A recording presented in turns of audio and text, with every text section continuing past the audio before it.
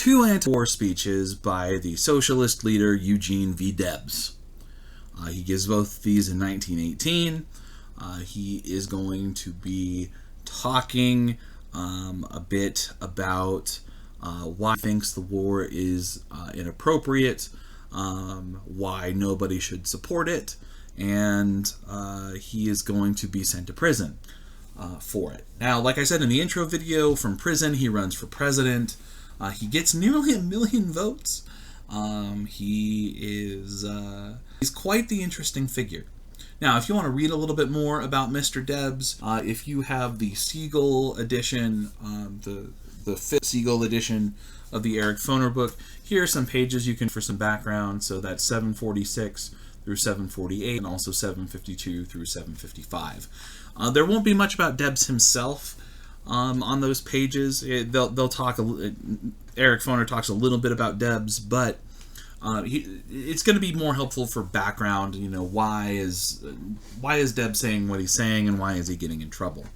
And you know, even with this primary source here, you know, the beginning of it, the context of it. Let's do this here. This is some basic background on Debs himself. So he is addressing a group of workers in Ohio. That is one thing that you have to remember with Debs.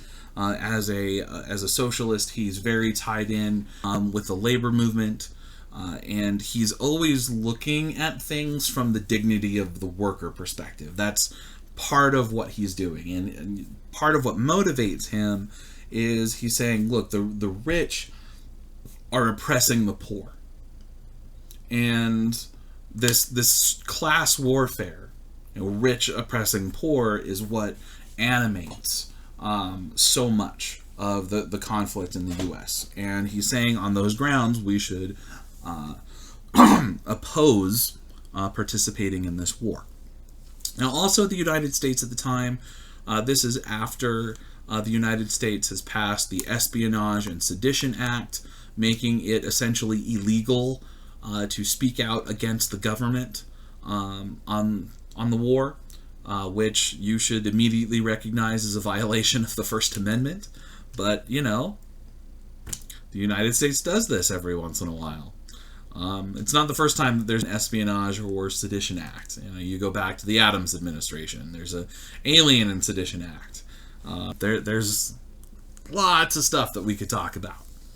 But anyway, Debs does not like these laws. And eventually he's going to be sent to jail under the Sedition Act for speaking out against the government, but he is unafraid. He's going to tell you here why exactly you shouldn't be participating in this war, and that the draft is wrong, etc. And meanwhile, the U.S. government is doing everything it can with its Office of War Propaganda, or War Nation, or whatever they called it. Guys like George Creel and the 4 Minute Men, you know, those guys. They're doing whatever they can to convince the public otherwise. So, let's jump into the speech itself. Here, Debs, he's basically offering a defense of his party. He's saying, look, all of these, pro-patriot guys are saying, oh, they're calling us disloyal and traitors. And he says, okay, yeah, fine. We are disloyal. We are traitors to the real traitors of the nation. And he says, look, we are rebelling against people who are going against the principles of freedom in and of itself. These aristocratic conspirators. These rich guys are manipulating the American people for their own ends. Here's what he says about Wilson. Every one of them insists that the war is being waged to make the world safe for democracy. We just saw that in Wilson's primary source, right? Here's Debs' response. What humbug, what rot, what false pretense. These autocrats, these tyrants, these red-handed robbers and murderers, the patriots, while the men who have the courage to stand face to face with them speak the truth and fight for their exploited victims. They, the autocrats, red-handed robbers, tyrants, they are disloyal. They are traitors. And if that's true, I, Eugene V. Debs, want to take my place side by side with those who are rebelling against them. The traitors to the traitors. If they call us traitors, fine, then I'm a traitor. Because they're the ones who are the real traitors.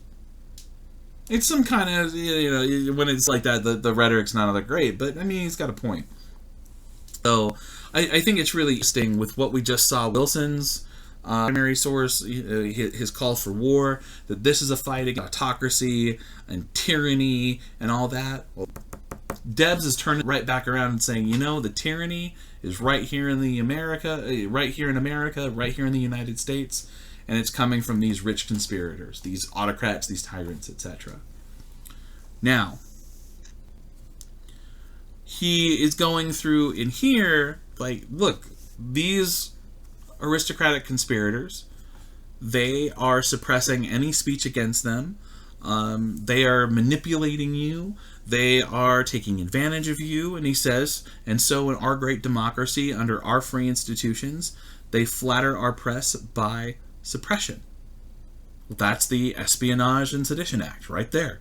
They ignorantly imagine that they have silenced revolutionary propaganda in the United States. They think they're quieting us, but for every one of us they silence, 1,000 people join the movement. So they're working against each other is what he's saying.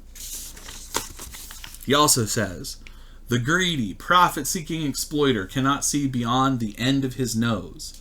He can see the chance for an opening. He is cunning enough to know what graft is and where it is and how it can be secure, but vision he has none, not the slightest. He knows not of the great throbbing world that spreads out in all directions. He has no capacity for literature, no appreciation of art. Now, he makes some curious historical claims here as a medievalist. I'm a little dubious about this. Wars throughout history have been waged for conquest and plunder. True enough. In the Middle Ages, when the feudal lords who inhabited the castles whose towers may still be seen along the Rhine concluded to enlarge their domains, to increase their power, their prestige, and their wealth, they declared war upon another. It's a little complicated than that. Also, anytime I see the word feudal, I kind of cringe, like bad, like, bruh, don't, ugh. Anyway. He does have a point. Like, there were, there are these kind of, land is the currency in the Middle Ages, and so when, land is at stake, there was war. There's no doubt about that. So he's also saying, like, look, it's this rich class, the master class, as he calls it. They're the ones who get to, they're the ones who declare war, but they're not the ones who have any real stake in the war. Yeah, maybe their money, but they're not the ones putting their lives on the line. So that old kind of adage, rich man's fight, but poor man's war, something along that lines. That's essentially what he's saying. It's like, look, the rich men are starting the fight. They want more resources, but they're using the poor as a way to get those resources. And that is not right. And he's saying that, part of what the socialist movement is not allowing money and wealth and that class division to be the be-all end-all. Everyone should should be able to decide whether or not they're going to go to war. And he would say the worker is probably the one that should decide, the people who are going to fight. Somebody could come back to say, well, did those people go and vote? Because we live in a representative democracy. These people in Congress are supposed to represent them. They voted to go to war. You could tease that out a little bit too. Who really gets to vote? Who has the right? Who's being excluded? Those sorts of things. This is 1918. Women can't even vote yet. Think about that. In any case, the other is in here is after he's been convicted under the Espionage Act, And there's a couple of interesting things that he says here. So, I believe, as all socialists do, that all things that are jointly needed and used ought to be jointly owned, that industry, the basis of our social life, instead of being the private property of a few and operated for their enrichment, ought to be the common property of all, democratically administered in the interest of all. So what he's saying here is he's saying that industry needs to be owned by everyone who has a stake in it, not just the rich CEOs. Okay, that's what he's getting at. Now, he's applying that same logic to war here. I am not alone. There are multiplied thousands of others who, like myself, have come to realize that before we may truly enjoy the blessings of civilized life, we must reorganize society upon a mutual and cooperative basis, and to this end we have organized a great economic and political movement that spreads over the face of all of the earth. There's 60 million of us. Now, again, he's applying this to the war. He says, look, do what you're going to do. Your Honor, I ask no mercy. I plead for no immunity. I realize that finally the right must prevail. I never so clearly comprehended as now the great struggle between the powers of greed and the exploitation on the one hand, and upon the other the rising hosts of industrial freedom and social justice.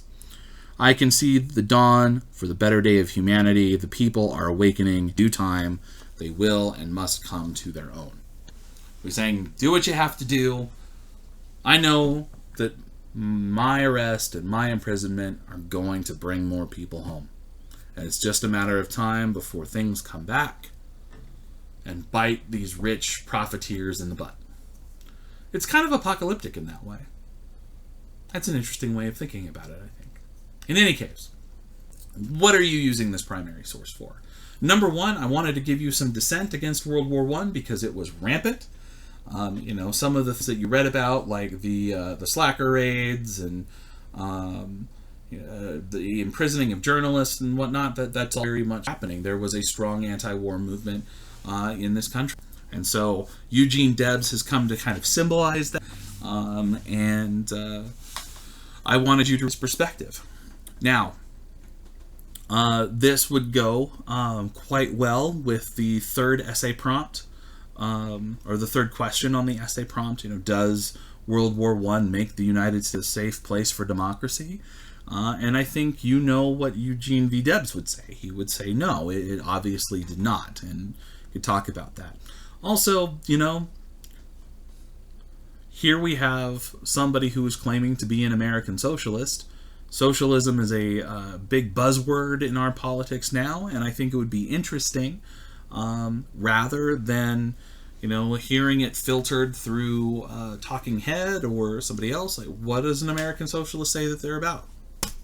There you go. Now you know. All right, folks. Well, that's going to wrap it up for this one. We're about 15 minutes, so I wanted to call it good. Please send me any questions, here I go being a YouTuber again. Like, comment, and subscribe for more content. Teach me how to edit videos, I guess. I don't know. But I hope you enjoyed this walkthrough. If you have any